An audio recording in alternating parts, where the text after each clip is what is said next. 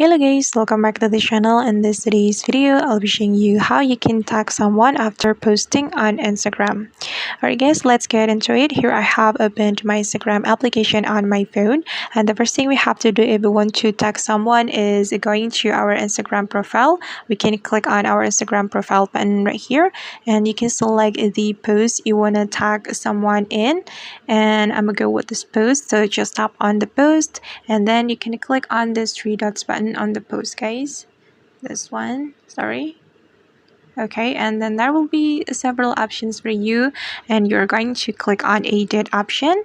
And since we want to tag someone in our post, we can click on tag people, and you can click on any area of your Instagram post, and I'm just going to tap right here.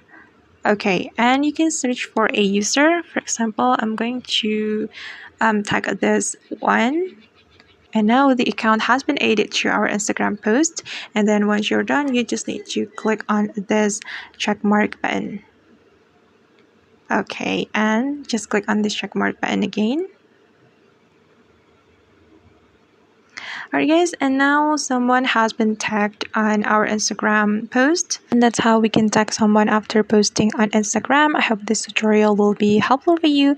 Thank you so much for watching, and see you on the next video.